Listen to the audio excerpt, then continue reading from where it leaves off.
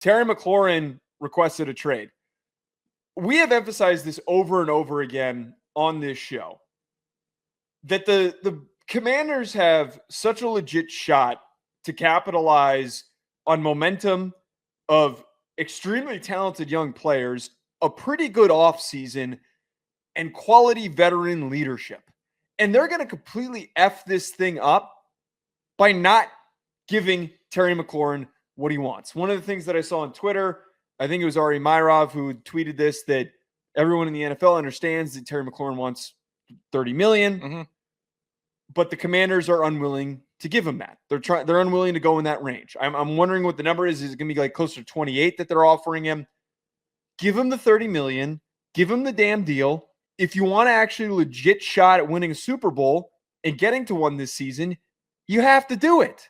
We need to stop dicking around when you have a legit opportunity. This is the thing that boggles my mind in the NFL, are the teams that just completely bungle chances and windows to make playoff runs. They got there last year when they had no reason to, and the roster got better. And now you're trying to take away one of the best playmakers that you have. What are we doing? It's really, really silly. It's irritating. I'm in 1,000 group chats that are melting down simultaneously from all the Virginia guys and the Skins Commanders Washington football team fans.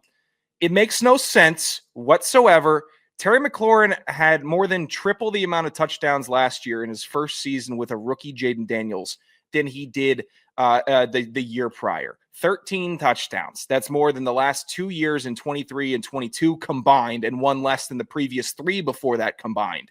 Third most receiving yards. It's a lot of numbers to say he's peaking. It's a lot of numbers to say the time is right. It's a lot of numbers to say the money is right for Terry McLaurin, and it's time. Because what happens? What's the outcome? You don't pay him, and then Debo's your number one, and then Luke McCaffrey's your number two. And to already cut you off, this is what we talked about. Debo is a really good receiver. Last year we saw with no Brandon Ayuk, when he was the primary target, how unsuccessful he was.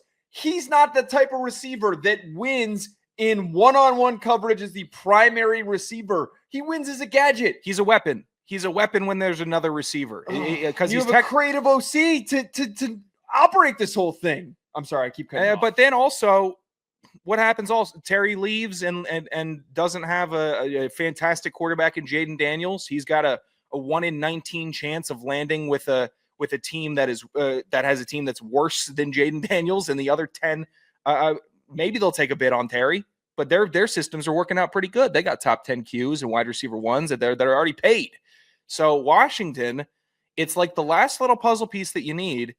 It's the only puzzle piece you need right now to fit into we're going to the playoffs bare minimum type season that they could have, is to have a wide receiver one. No team can win in the NFL in 2025 without a wide receiver one. I'd debate you couldn't do it without a wide receiver two. You know, you can talk about Buffalo last year and how they had a rotating door. They had the MVP also. You need wide receiver one activities from your wide receiver one, and all Terry McLaurin has ever done is provide that. So for him to request a trade, it's the natural progression of this saga of frustrated, trying to make it work, not going to camp, go to camp, still doesn't work, request trade. That's where we're at. And now we're at the final impasse, it seems like, where what do we do?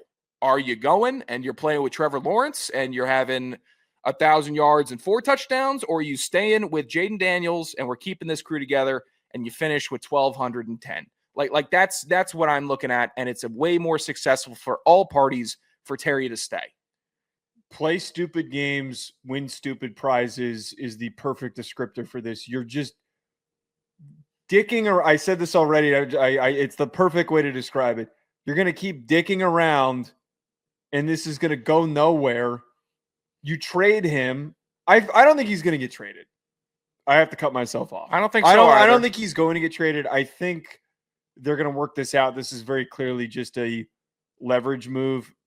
There's no point in him sitting out any further. So him just saying like, hey, I'm tired of this. Just trade me. If you're going to keep playing games with me, just let me go elsewhere. Maybe that lights a fire under the Commanders, and hopefully Terry's serious about this, that he's putting his foot down, and they take him seriously.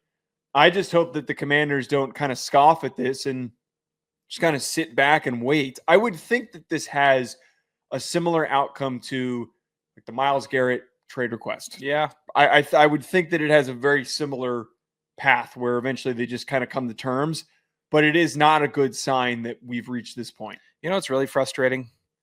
Do you know, can you fathom, the listener as well, not just Joe, try to really fathom how much the respect level has jumped for Washington in a year.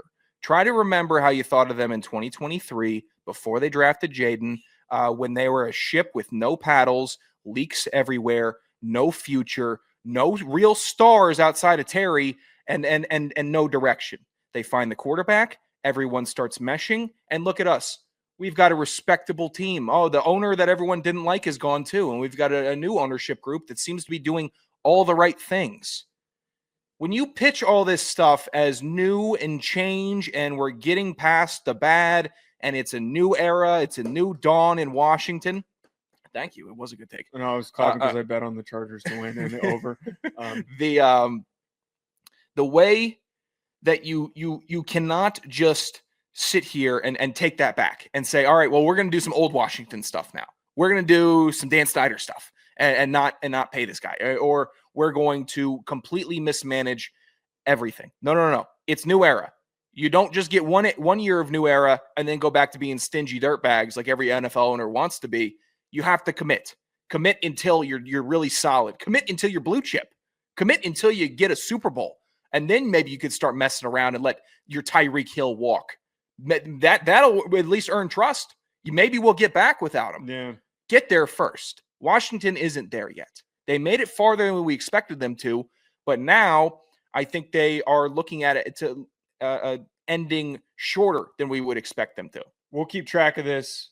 We'll react once we know a little bit more, but of course, extremely disappointing that the Commanders are finding a way to bungle this